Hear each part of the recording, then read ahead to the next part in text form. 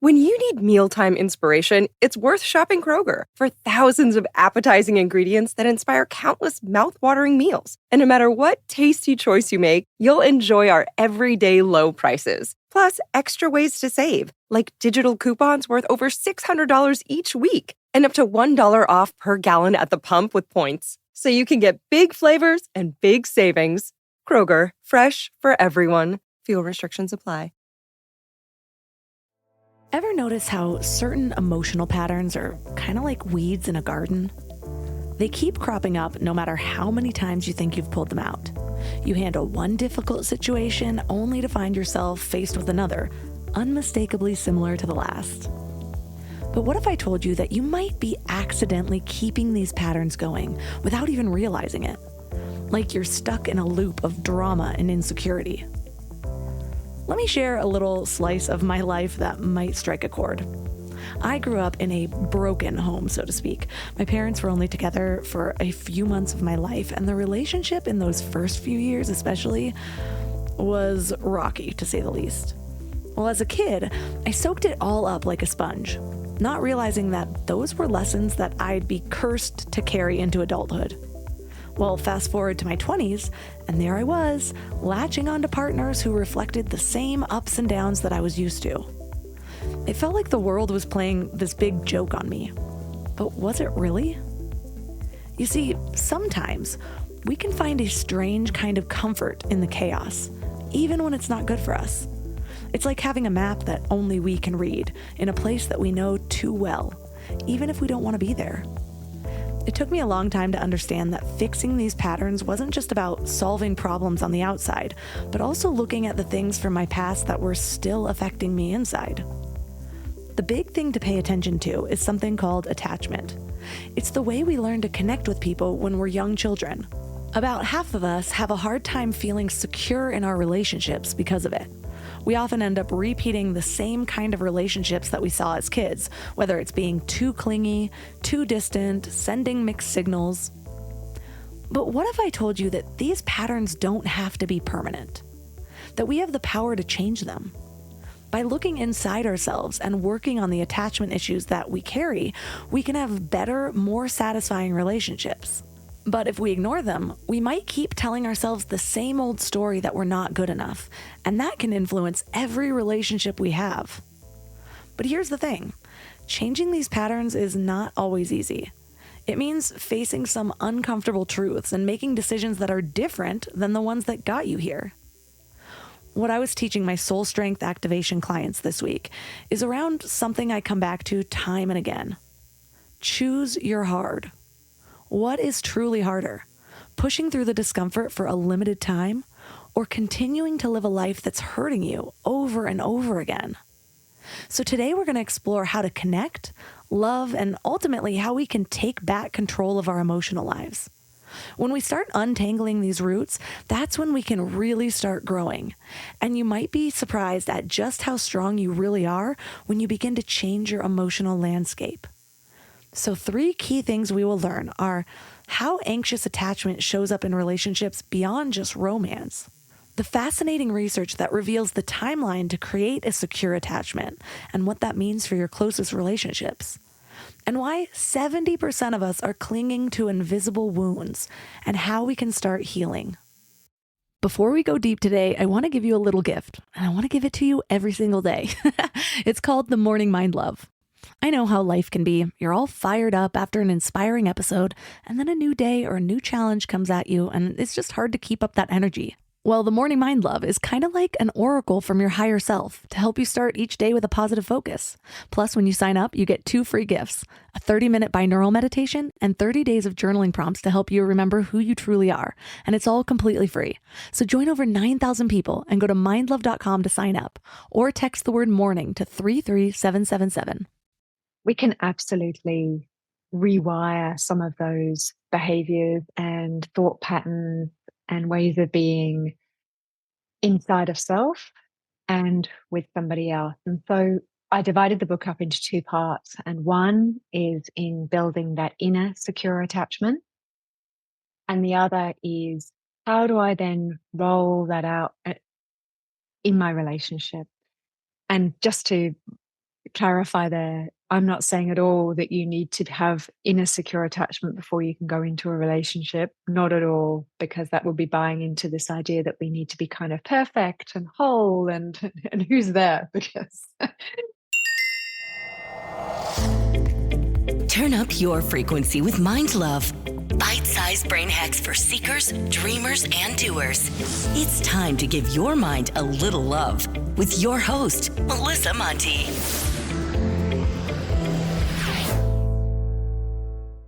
I love the topic of this book, all about anxious attachment, because I feel like most of us deal with that. And I didn't realize it was a thing until later on in life. And I realized it was a thing because I'm pretty sure I struggled with it for a really good period of time. So what inspired your work into that topic in particular?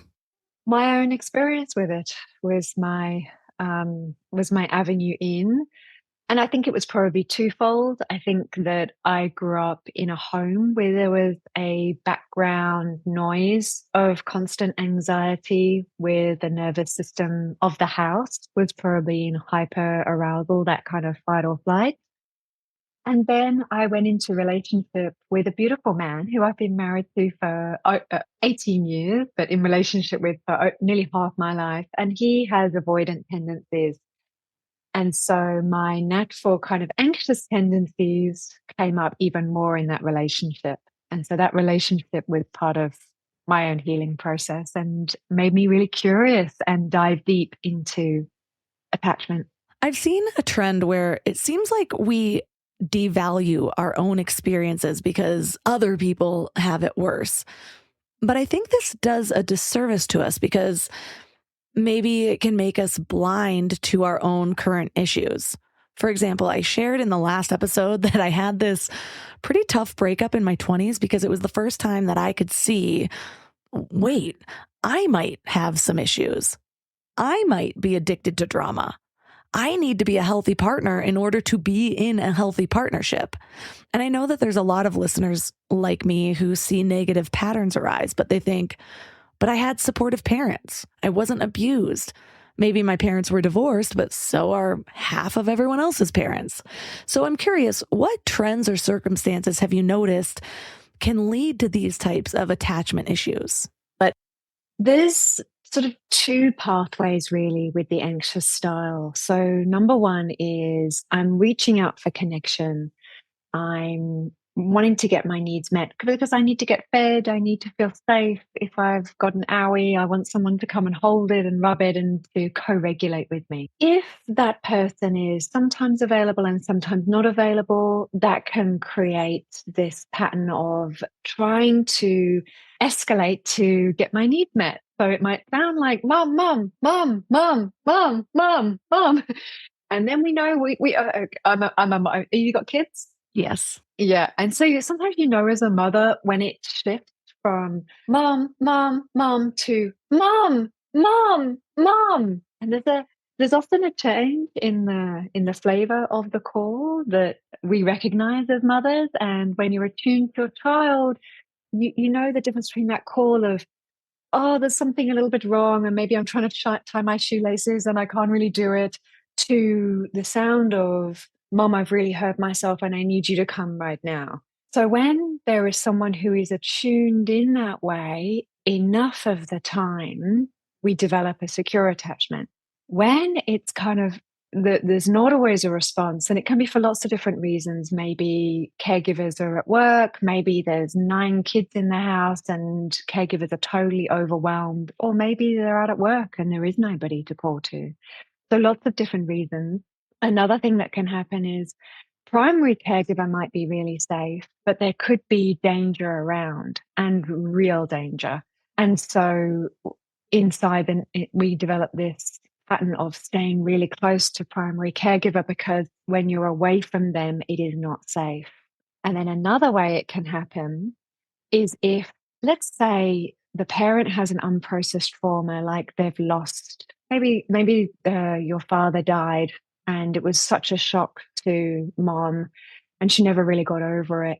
And inside of her is this programming of, I have to keep this child close to me because it's all I have left of my husband, or I couldn't survive if I lost someone else that I love, so I need to keep this child close to me. Or maybe the child was really sick as an infant. And again, caregiver kind of went, I have to keep this child close because I'm not sure that they're safe in the world. And so the child learns, I need to stay safe. Otherwise, mum gets really upset. I need to stay safe, close to caregiver, or the world isn't safe for me. So there's lots of different ways that it can happen. And it doesn't have to be a big T trauma. It can be kind of 100,000 tiny paper cuts. Yeah, that makes a lot of sense. I feel like we're always trying to fit ourselves and our lives into categories. And I'm wondering how much divorce really does affect our attachment issues. I always thought divorce didn't affect me, especially since it happened so young. I didn't have like that breakup moment. But then I thought maybe that's worse because as a 2-year-old, I'm being sent over to my dad's house and it just felt foreign and uncomfortable, especially because he didn't have custody very often. And divorce does affect so many people, 50% of marriages, which means 50% of children. So I feel like it's worth bringing up. I know a lot of people, a lot of my friends who dealt with divorce in that same way, where they almost could feel like they were in the power position sometimes, like they got to choose when they went over there until they couldn't. I'm wondering how much those types of dynamics can influence relationships and attachment style. Maybe it's the lack of the strong father figure. I personally got a stepdad later on, but he wasn't the type that would tell me what to do. It was always ask your mom because the boundaries are kind of blurred. So I'm curious, what are your thoughts on that? Well, as I step into that, and it's so beautiful that you've shared that. Thank you. And I imagine being a 2 or 3-year-old, and I remember from my own kids how little that is. You know, you're only just out of a nappy. You're only just kind of, you're probably still not even really able to make yourself a bowl of cereal. You know, like you really need care, and you're really still learning that co-regulation. And then I think about your safe person is your mom. That sounded like she's your secure attachment person. She's your person. She's attuned to you. You're safe with her. And then every now and again for 2 or 3 days a week, you're taken away and put somewhere else, away from your person. That's the piece where I'd be really curious. Because if I think about that, like 2 or 3 days for a 2 or 3-year-old, that's a really long time. And then we don't have a concept of time. And so how long is that? 2 or 3, we can't know, oh, in 3 days I'm going back. Like how long is that even for a 3-year-old? And so I would imagine there would be this sort of, well, is that person coming back? Are they, you know, and there's no concept of, okay, it's going to happen again next week. Because again, no concept of time perhaps. How does that rest when I say that? Yeah, lots coming up for me, specific memories. But I think what I've grown into the most is learning to see my parents and their situation as real human experiences of imperfect people. I sometimes compare my current situation to my parents and think, well, should they have known better in this? Should they have been more intentional? But then I remember my mom had kids 10 years before I did. If you would have handed me a child at age 25, who knows what varying mistakes I would have made. And so I think that's been a big part of growth, is just really trying to see the circumstances that they came from and what created their specific personalities and struggles. I know my dad came from a lot of trauma. My mom came from a different situation. And so they brought their own issues into our circumstances. And so I can either demonize them for that, or I can have compassion for that and realize on some level, I chose those situations for my own personal growth. I mean, especially with the divorce circumstances, like in mine, my dad, who did end up growing into being a pretty great person, would take me to the movies and then go camping instead, which might be full-blown kidnapping. So my poor mom. But I do think it's important to highlight some of these things and some of the lived experiences of other people, because then you can be a lot more cautious and intentional about what that child needs to feel safe and loved and attached with the situation that they do have. Yeah, well said. Yeah. And as an added dimension, absolutely, dad's only supposed to take you to go see a movie and you're away for 3 days and mom's probably feeling really anxious. And maybe on some level, as a little one, you're also feeling that anxiety and maybe even the buildup as she feels anxious to the movie date. Sounds actually quite multi-layered, and I can absolutely understand where an insecure attachment would arise out of that. Yeah, because there's all this coming together and separating and not a lot of consistency around it, and actually a lot of fear coming from some of the adults. So, yeah.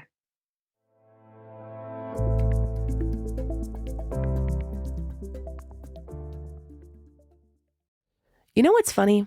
We spend so much time feeding our minds, reading books, listening to podcasts, learning new things, but then we grab whatever's convenient to feed our bodies.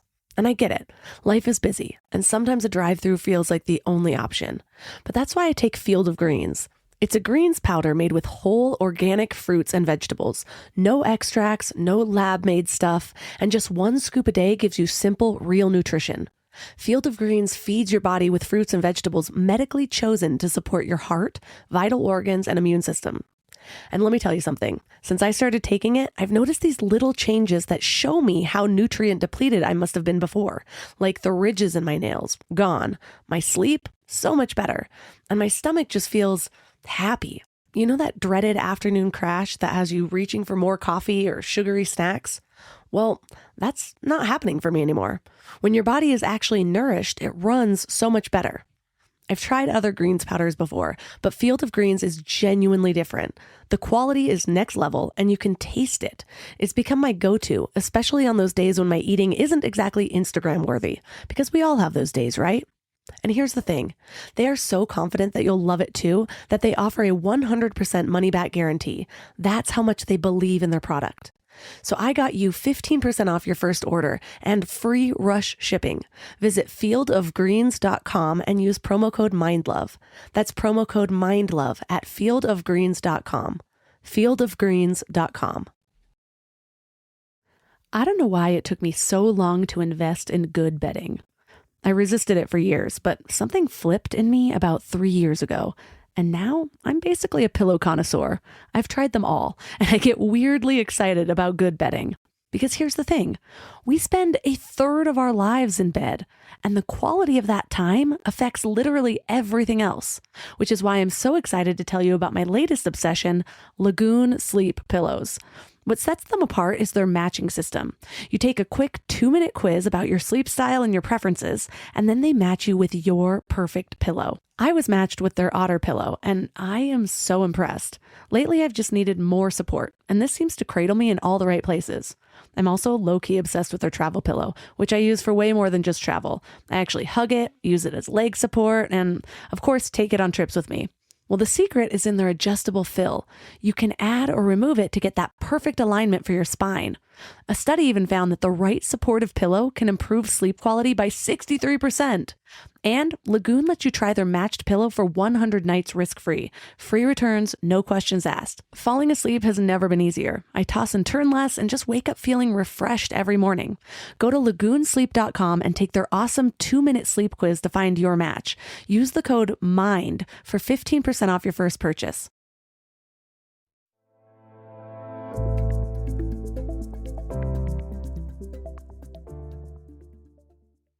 One of the things that I see happen a lot, and I experienced a lot when I first started figuring out the root cause of some of my behavioral issues, which were many later on in life.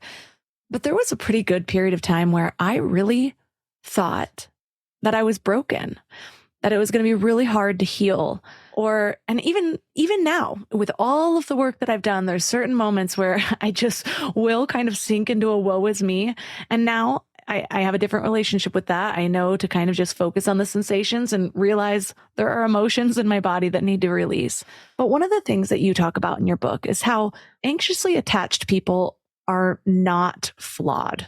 Share more about that, because I think it's something that a lot of us need to hear. And I do recognize that there's just a lot of anxiously attached people in this world. And so it stems from so many things. What do you mean when you say that they're not flawed? That it's an adaptation, and they talk about that a lot in the beginning of the book. And so in the beginning of the book, in chapter 1, I talk about attachment styles and what it is and how to recognize the pattern. And then the rest of the book is all about how to work with it. I really wanted to give a gift, which was about how do I work with this? How do I work with it in myself? How do I work with it with other people? So I'm very clear in the introduction. I talk about it being an adaptation, because if I am not with my secure person, if I can't get my needs met, then we have to do something to get the needs met, to be seen, to be heard, to be attuned to. So we're reaching for that attunement and love. And so it's always adaptive. So I look through a lens therapeutically where all behavior, it has come from somewhere.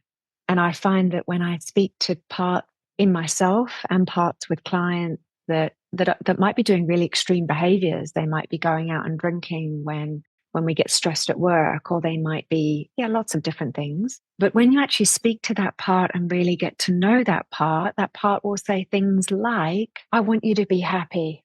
And so when you get really stressed like that, and that those feelings come up in your body, then I do what I do best, and I take you out drinking.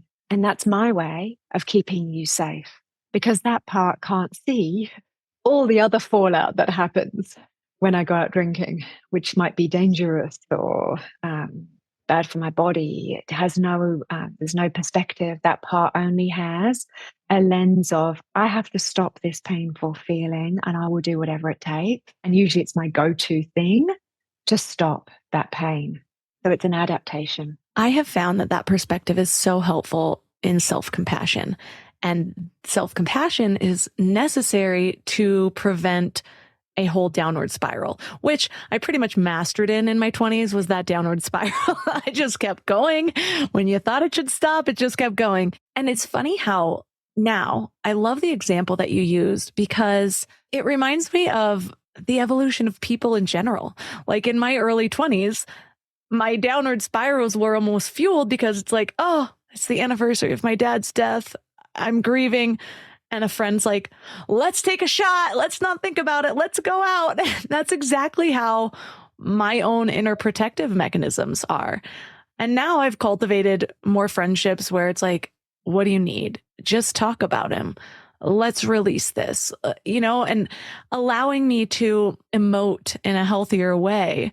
But I don't look back at those old friendships and think, well, what is wrong with you? Like, what a horrible way to deal with my grief. No, you just recognize that's a friend doing a friend thing. Whereas for some reason, it's often more difficult to have that separation. It's like, oh, well, I'm hurting and now I'm drunk. And look at you, you're always screwing up. And we just go through this whole sort of self-sabotage thing where we're just beating ourselves up, which makes us feel worse, which just increases that negative spiral of patterns. Yes.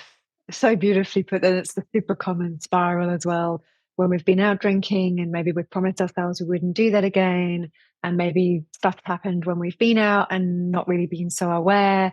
And then the next day the shame comes up. And so I look at that through a path lens. And so there's a shame path that then comes up that might sound really harsh and critical. And then the shame feelings come up and then we want to numb them out again. And how do we do that? When you're looking at moving through this anxious attachment, do you see it as sort of just figuring out that this is how you're going to feel and maybe mitigating it with different behaviors? Or do you see an opportunity to actually even rewire some of our responses to where they're not so strong?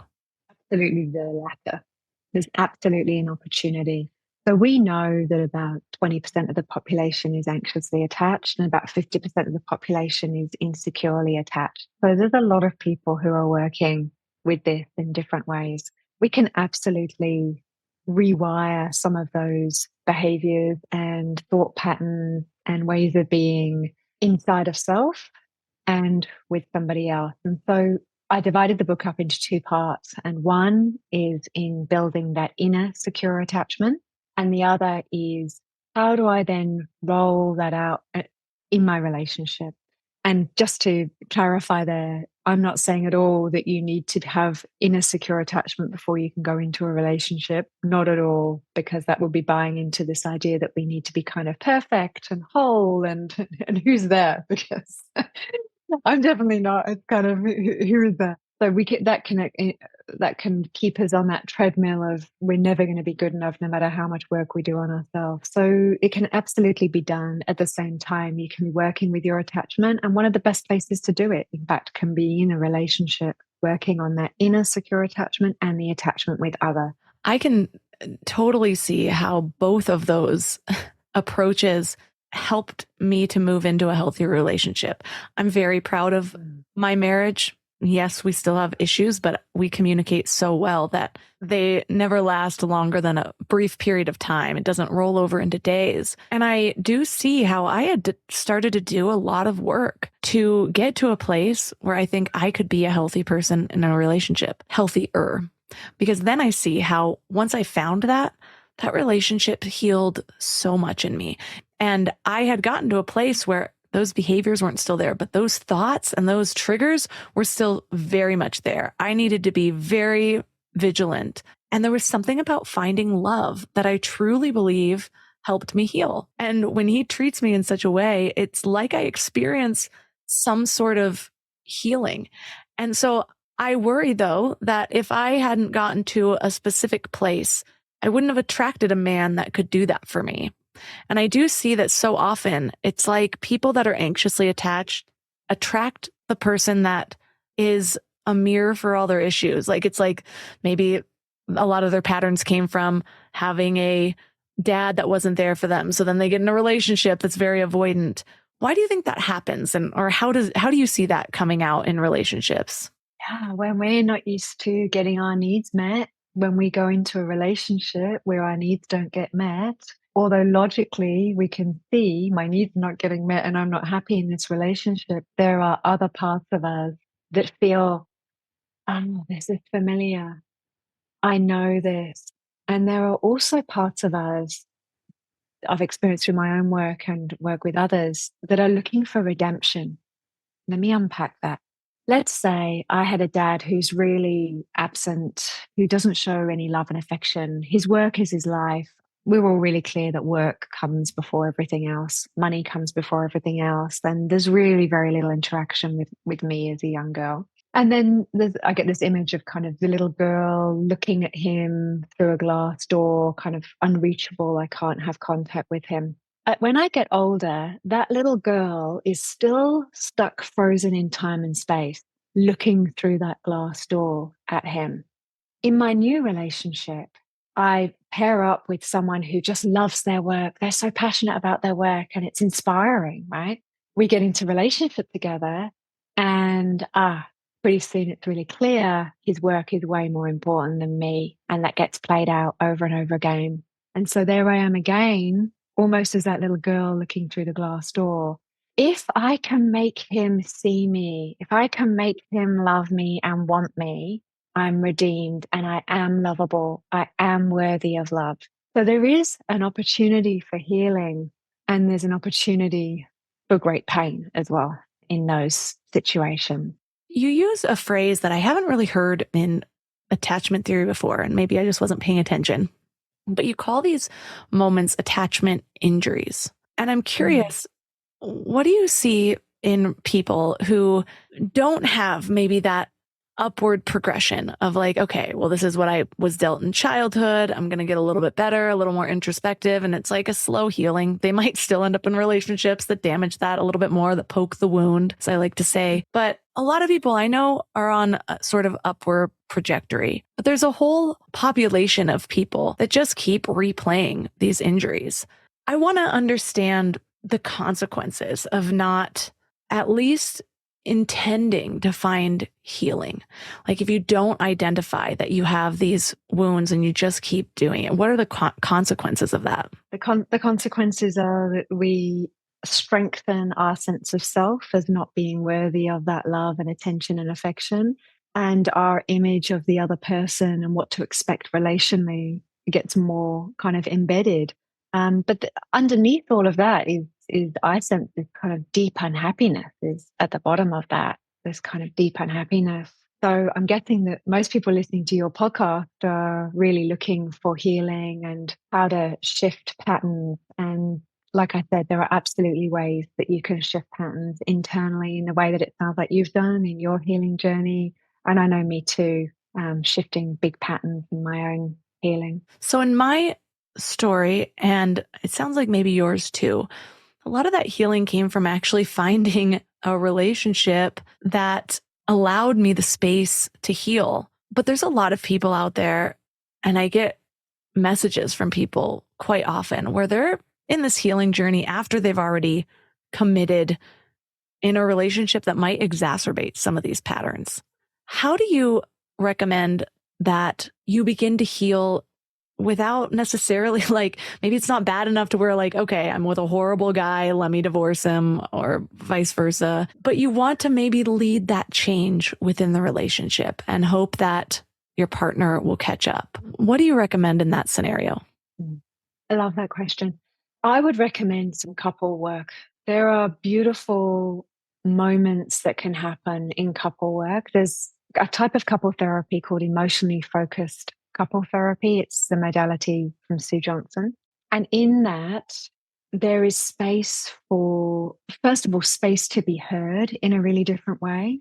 There is an invitation to drop down under expressed emotions where anger might get expressed, and which is often common for the anxious partner. The avoidant partner will often withdraw.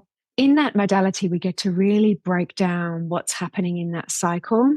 I sense you pull away. I protest. I escalate. Which a child would do. Mom, like come here. And the partner feels, for different reasons of their own, they kind of pull away. In that type of therapy, we get to really get curious about both of those behaviors and to have different conversations being held by a therapist can be very powerful. I did some of that work with my husband, and we both found it really helpful. My husband would finish the sessions and say, Jen, it's like open heart surgery. I don't know if you want to scare away the partners here. Are there cases where this anxious attachment type behavior is not within a romantic relationship? Yeah, there's research that shows that it will play out at work. It'll play out in leadership roles, in how we receive feedback. So it does play out in other areas. I've had other people say to me that it plays out for them in friendships as well. I didn't feel it so much with friendships, but I felt it in my intimate relationship. The primary place is going to be with that person who we're forming secure attachment with. And it takes, research has shown, about 2 years to form a secure attachment with someone. I have lots of people who, when I say that, go, oh, dear, that's so long.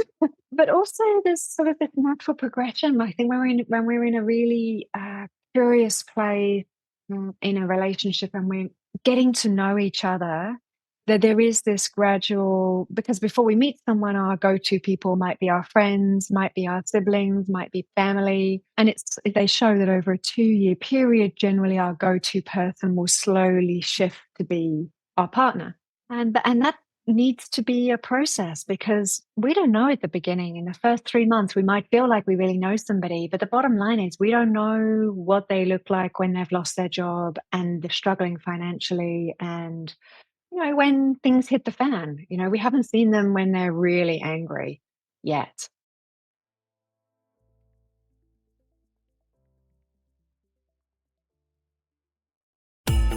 Get your holidays started with the perfect tree in your perfect style from the Home Depot.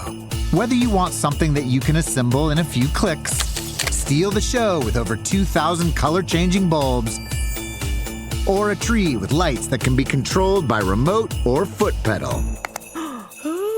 The Home Depot has it all in our huge assortment of premium trees. Plus, get free delivery on over 2 million items this holiday from the Home Depot. Subject to availability. See homedepot.com/delivery for details. At Sierra, discover top workout gear at incredible prices, which might lead to another discovery. Your headphones haven't been connected this whole time. Awkward. Discover top brands at unexpectedly low prices. Sierra, let's get moving.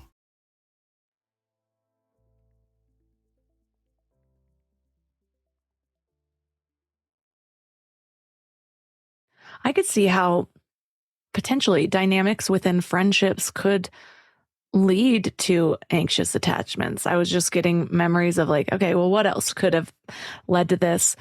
Moving schools a lot, being bullied at different times, having the new girl come in and talk my best friend out of being best friends with me. Like all these things, they seem like just a part of life, but those are really traumatic moments when you really look back at it, because there's so much identity in this rejection, in feeling like maybe you're not worthy of that friend. Or back then, I didn't have the understanding of saying like, oh, well, this person is probably just unhappy with herself, and so she's projecting it onto me and whatever. Instead, it's like, oh, this girl that seems very cool thinks I am not, which means I am not, or I'm not worthy of being in this circle.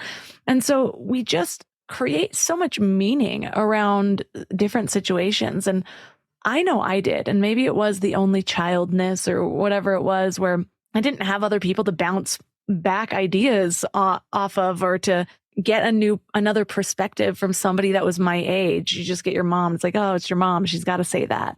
And it has me thinking with my own children, because there's so much that I went through that I didn't really understand how painful it was until I was an adult. Is there anything as a parent that you can do to mitigate some of this meaning that children create? Like, I want to do things differently, but I'm not exactly sure how. You hit the nail on the head about, oh, mom, you have to say that. My kids say that to me. Oh, mom, you have to say that. I think number one is being a safe space for them. So whatever they bring, really helping them to feel accepted, to feel loved. The common humanity of the problem often, that I can hear that you're in a lot of pain, really validating their feelings. Sometimes I'll say to my kids, where are you feeling that uncomfortable feeling? That they do it themselves now. They'll say, Mom, I feel really anxious. It's in my stomach. They know. Where are you feeling it in your body? And kind of being with them in their feeling. So a lot of parents, I think, inadvertently will kind of, oh no, it's okay, it's going to be fine, da, da, da, da, da, and they won't spend enough time with the child in the feeling. So kind of, I like to imagine it like you're stepping in. That's what empathy is, right? You stand in someone else's shoes. You kind of slip into their world and sense in my own body, what would that feel like for me? And I might say, I can imagine that might feel really sad, and like I feel like this aching in my chest when I think about what's happening for you. And then often you'll see your child or hear or see them go, and then when a shift has happened, they'll often do a kind of a big sigh, and they might even relax into you a little bit when they feel really heard and really validated. And so rather than coming in with the problem solving, which I think can be, my parents would do this, I think it's kind of we're busy, let me problem solve and then move on. Rather coming in with this kind of unending empathy and being with them for long enough that you perceive a shift, either somatically with the exhale, with the movement, or sometimes they'll just suddenly change topic. Like, that's done. And they'll just say something like, are we going to make those cookies we were talking about? And then you'll know, oh, okay, clearly their mind has moved on from that. And then you might ask something like, how do you think, what are you needing at school? Is there any way that I can support you? Do you want to run through a conversation to have with that old best friend? Would that be helpful? Yeah. Do you want a book about how to repair friendships, or a book about bullying, and kind of just exploring? One thing I'm super grateful for in motherhood is that it's opened my eyes in beautiful ways, especially about self-healing and understanding toddler behavior, because we don't really realize how many of our responses are irrational. In my 20s, I'd push past my fear and hurt and trauma instead of just facing them. And I learned that instead of just trying to get over things, it's more healing to lie down, acknowledge my feelings, and offer myself compassion so that they can actually move through me. And this is just so different from how so many of our parents approached emotions. They meant well, but they could maybe dismiss our feelings, telling us that we're fine or we're making too much of something. And that wasn't just in toddlerhood. It can happen even now. I have so many friends who have this relationship with their mother. But recently I had this really healing conversation with my mom. She did so many things right, but there were some things that did leave a mark. And it was just important for me to express that. Our parents' generation wasn't trained to talk about feelings the way that we are. So in this convo with her, I managed to stay calm and explain to her that I wasn't trying to blame her, but just wanted to talk it out, wanted to bring light to these feelings to heal. And something in her softened, and we had this really productive conversation.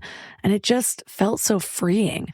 I had a similar talk with a friend facing her own issues with her parents, which just made me realize that I had been bracing for a defensive response. But by letting go of that expectation of how I thought she was going to react, I opened myself up to a new possibility. And my mom really came through. It just showed me how much we can heal when we address our own side of the street and we address the traumas, or however we want to frame them, directly. That is such a beautiful, healing conversation. Thank you so much for sharing that with everyone. What a beautiful experience. And with sometimes it can go really well, and some adults, too much shame comes up in their own system that they have to block it because of their own shame. Or sometimes parents have just blocked out heaps of things that happened and will not even remember it, and will say, I don't know what you're talking about. I don't remember it at all. Everyone's a bit different. But what you said then about kind of surrendering it, and my own experience with my father especially, is that I got a lot more understanding when I was an adult, and a lot of healing when he was able to share with me some of the things he went through. I had some big, okay, then that makes sense. All that other stuff that happened makes a lot of sense. Now I know that piece, and a lot more compassion could come into me, into that relationship, because of understanding how it was for him more deeply, and just bits that I just didn't know.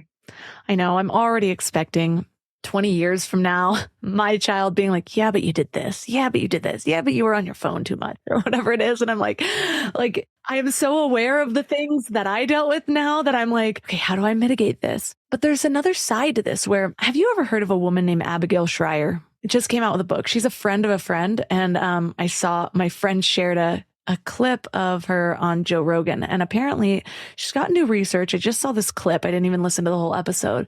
But it talks about how now this generation has kind of gone too far on the feeling side, and that we're basically raising our kids a bit too softly. And there's things that I really, really agree with her on, at least in the 10-minute clip that I saw. And also probably things that I don't, where I do feel like I needed that validation of emotions. I see such a healing in that. But I'm curious, what are your thoughts on where is that line? When do we actually need to say, okay, toughen up, you can get back up? Because there's such a big part in that resilience piece of like really trusting yourself to get back up and not stay stuck in that emotion. And I don't think that she's saying to not validate your children's feelings, but I think what she is bringing up is this idea of putting too much focus on feelings, especially at a young age. And it's creating a population of kids where they're like, oh, I just feel depressed, and they don't know how to get out of it, or that they can just get back up and overcome their 14-year-old breakup or whatever it is. So what have you learned in that area of that fine line, I would call it? Yeah. What I've learned is that each child is different. And where that line is in every moment for every child is different. It's so hard to generalize. I hear what she's saying. It's that whole thing about a child will never learn to tie their own shoes if they're not left alone to struggle with the laces. Yes, you want to be shown how to do it, but there needs to be a certain amount of struggle. Absolutely. And I think as a parent, there's a scene that I use sometimes in therapy about going into a playground, and going to a playground with a mother, and you walk in and you're holding the mother's hand, and you look around at the playground to assess how safe it is. And the mother's also assessing for safety. Are there any dangerous people? Are there any dogs around? I don't know. They're just kind of checking. And then the child will, maybe you walk up to the swings, and the child has a go on the swings, and then maybe you say, okay, I'm going to go sit down on a blanket now. And then they go to the slide, and then they're on the slide, but they're looking at you. Yeah, this is the attachment piece, right? They're looking at you. Our mum's there. If I need her, she's there. Sometimes you'll see children and they'll get up to the top of the slide before they slide down, they'll wave, mom, mom, and they give you a wave, and then they go down. But they're just checking. They're checking that you're there. That's the secure attachment. So how do we support from a distance so that they know that we're there if we need them? And how do we let them? I remember my daughter climbing up, she was young, maybe about 3, climbing up. We have a big spider's web thing on our playground that was near us, and it was high, maybe 12, maybe 12 meters high. So mostly it's teenage kids that are going up there. And my daughter was just out of nappies and she was going all the way to the top. And I wasn't sure that I could get her from the top. So I would kind of look around and think, okay, well, if I couldn't go, I would trust that there are a few other people that could go and help her down. So there is a struggle, I think, for parents. Is it safe for them to do that? Can I help them with the thing that they're doing if they get into trouble? So there's this constant safety assessing that we don't even know that we're doing. We just do it organically, that we're doing and that our child's doing. And the first place that they look is, I remember my daughter, she would climb up the first 3 big brackets on the rope thing, and then she would look at me to see, am I going to say, oh no, come down? Or am I going to say, off you go, you're okay? And so sometimes I would say to her, I'm not sure I can get you, but I think that person and that person, who we don't know, might be able to get you if you get stuck. And so together we would kind of assess safety and danger. Has it swung too far the other way? Is it all about feelings? Look, I'm not seeing heaps of people just sitting down and discussing for hours on end children's feelings. So I would still say that most parents could do with doing a little bit more of that, a little bit more slowing down and being with, but not to the point where it tips over the edge. And that is often a felt sense thing, I think. And I think having had 2 children, my kids are now 13, 15. My children are very different. Their needs are very different. Their bodily felt sensations are very different. Emotionality is really different. They need different holding. And it took me a while to learn that when I had my second child, who had very different emotional needs to the first. Like her cry was very different. The intensity was very different. That's such a good reflection in general, because I think the same thing goes with ourselves. I've seen my ebb and flow of when do I really need to coddle myself? And then when do I need that more masculine energy of all right, just get back up and get shit done, And I need both at different times. And so often we're looking for this guidebook on how to deal with our children, our inner child, ourselves. But it's not that simple. It's the real flex is understanding, being intuitive enough to be able to tell what the situation calls for, whether that is your children, whether that's yourself, whether it's a coworker or a partner. And one of the things that I've found is being able to step back and asking myself, what do I need? And in the same way with my children, asking what message am I really giving right now? One small example is with my child, I noticed that I would say oh, it's okay, mommy's here. And then I was like, wait, maybe I'm thinking too much into this, but do I want the message to be that when you're upset, you just need mommy? I do want him to know that I'm always there. But what if instead I said it's okay, you're safe? And it's not just about me holding him and being safe or whatever, but to really instill that internal voice, because what I have learned is that a lot of times our parents' voices become our inner voices later on. And so in that realization, I actually tell myself that when I'm feeling anxious, and I've started to have these weird anxious spells a little bit more often than I used to since giving birth. I think it's just hormone fluctuations. But instead of whatever other coping behaviors, I just sort of have the mantra, you are safe, you are calm, you are grounded. And it really helps. And so a lot of times I'm going back and forth, something will happen with my kid and I'm you know what, I'm going to use that for myself next time. Or something will happen with me and I'm you know what, that's a good point. That's a message that I can take through to him. But my point being that we need to stop looking outside of ourselves for the answers and start to really trust that we have them within ourselves so that we can pull out different things from our internal toolbox and be present and aware enough to know which tool needs to come out in that moment. There's a few things in that, and I love your deep thinking. I can hear how reflective you are and how much you're paying attention to what's happening inside and outside. I really admire that. Just want to really speak to that. There is a piece for children around co-regulation and learning to regulate off of another regulated grown up. So it doesn't always have to be mommy, it can be teacher or somebody else.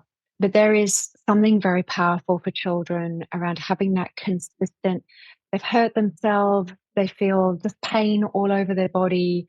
They're not sure if they have to go to hospital, they don't know, right? So they cry and someone turns up. And a secure attachment belief and experience is a knowing that when I need somebody, someone will be there for me.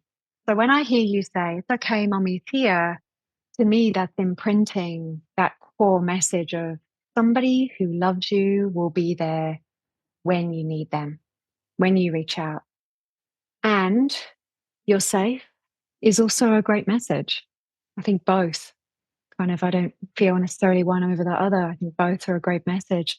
I'm here for you, someone is here for you, and you're safe. And helping them to a wonderful process for children. Let's say a child's fallen over, hurt themselves. They come up, they might want to hug straight away, and then they might even start shaking a little bit of discharging. And then it might sound like you were on the bar, you've had a big fright, and often they'll kind of nod. Oh, had a big fright.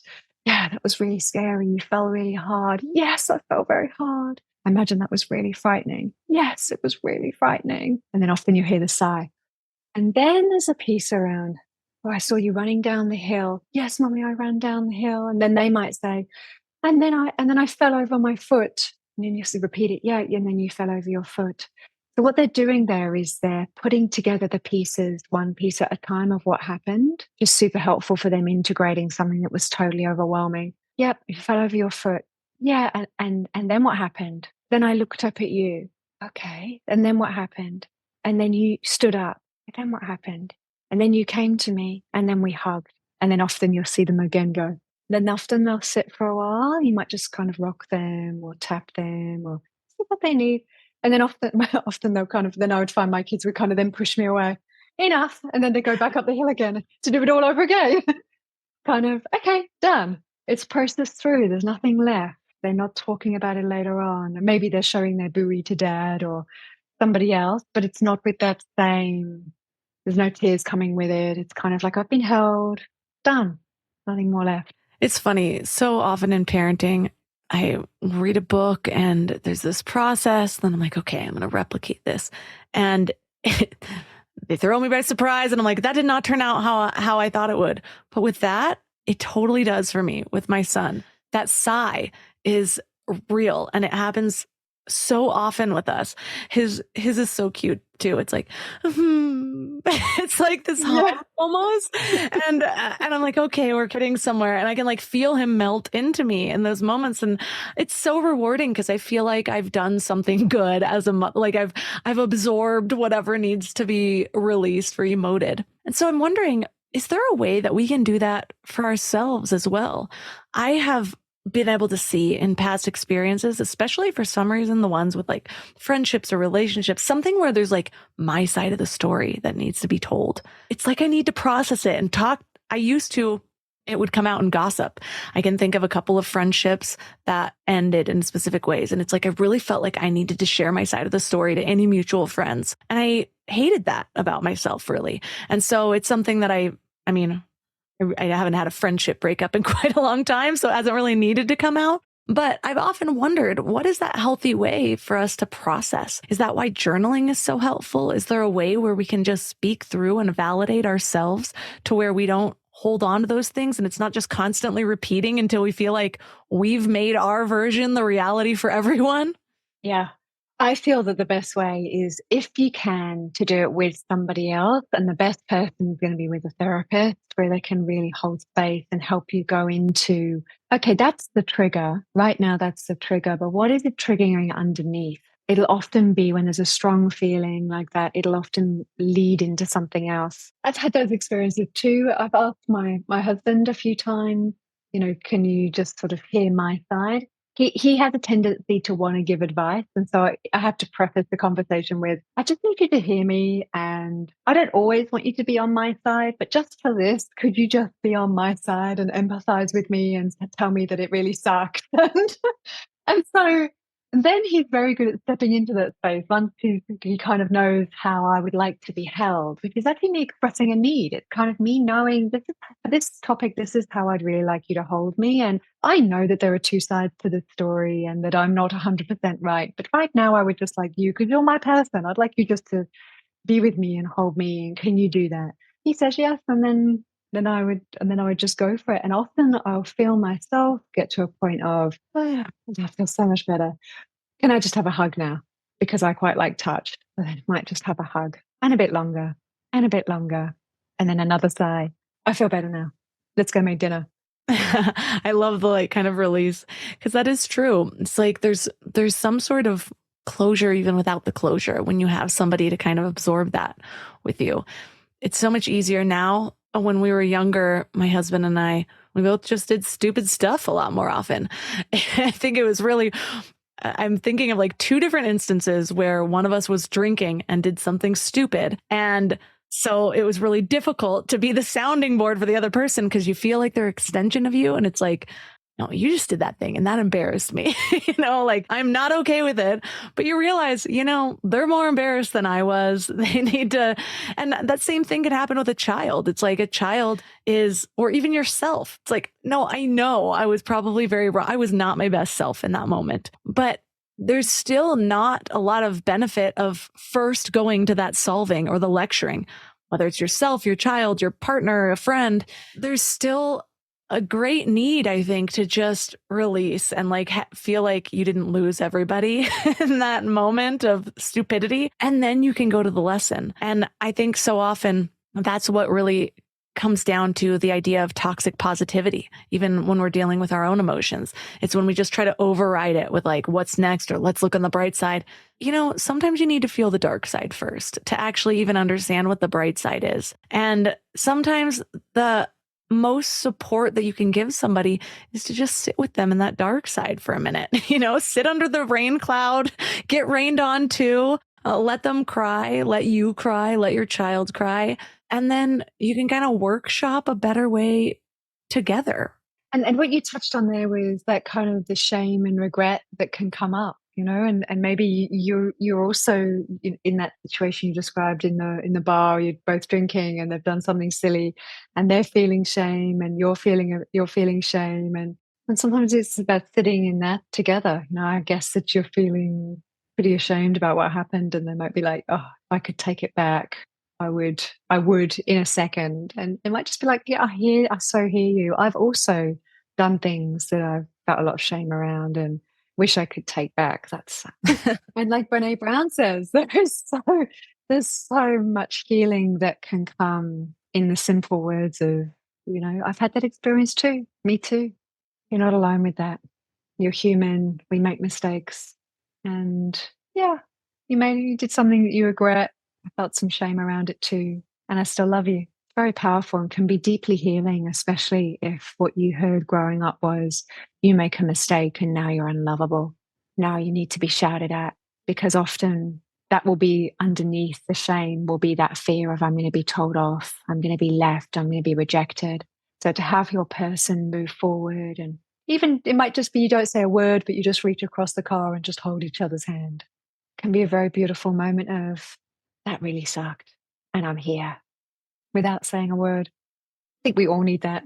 Well, I love leaving listeners with some actionable thing, or whether it's a thought exercise, something to focus on this week to really sort of ground what we've learned into their life, make this awareness a practice. If you were to give them one thing to either think about or to do, what would that be? You're working with anxious attachment. Know that you have an anxious part, and that part is anxious for a reason. It didn't come from nowhere. So for this week, holding that anxious part really tenderly and gently. And rather than finding it annoying or wanting it to go away or it's such a nuisance, shifting your relationship with it just a little bit into more kindness, more compassion, more like a gentler holding, and maybe a bit of journaling coming from that part, hearing what it has to say, being with it in a different way. Well, thank you so much for your focus on this particular topic. I know it's so helpful. And like I said, maybe just because I lived in LA for a long time, but like everybody I knew had anxious attachment issues. I think there is something to be said about doing too much self-development work. You go into like towns like Los Angeles and everyone's like, well, I had this anxious attachment wound from childhood and we all bond over it, but there's good and bad to it. So thank you again, because this does come up a lot. For listeners that are interested in learning more about you and your book, where's the best place for them to connect? The book is called Heal Your Anxious Attachment. It's a bit like a mini course. It's got like 20 downloadable practices that are available on my website, which kind of you get the link with the book. My Instagram is psychotherapy.central. My website is psychotherapycentral.health. And there's other resources on there. There's some free stuff. But the book is a really beautiful guidebook to the work, and it can help anyone actually. But if you know that you have anxious tendencies, it's specifically focused around that anxiety relationally.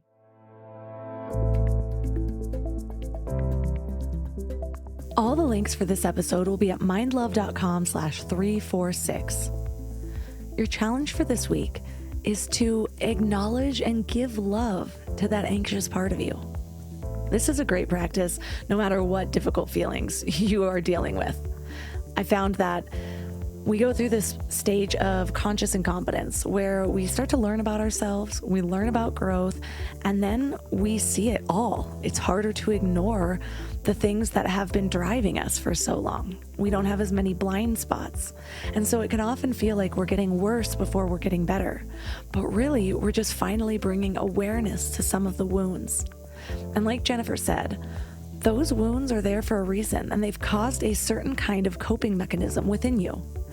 And so to beat them up is not doing yourself a service.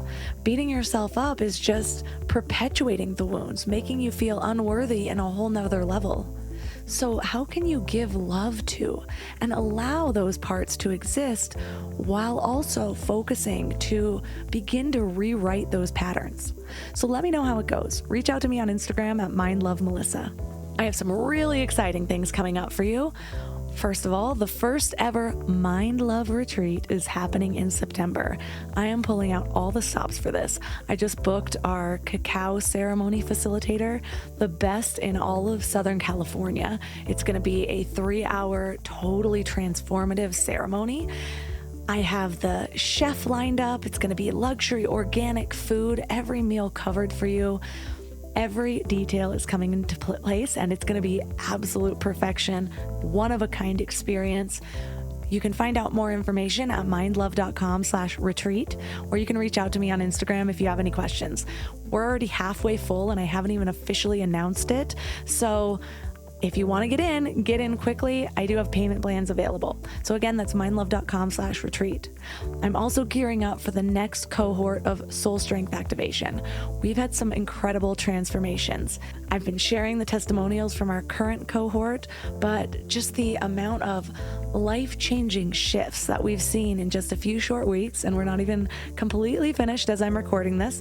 So you can find out more, just reach out to me on Instagram at mindlovemelissa, and we can talk about it. We can set up a call if you want. And last but not least, you can find all of my amazing sponsors at mindlove.com/sponsors. And that's all for today. So thanks for giving your mind a little love today, and I'll see you next week. Thanks for tuning into Your Higher Frequency with Mind Love. Head to mindlove.com for a free gift to keep your vibes up until next week.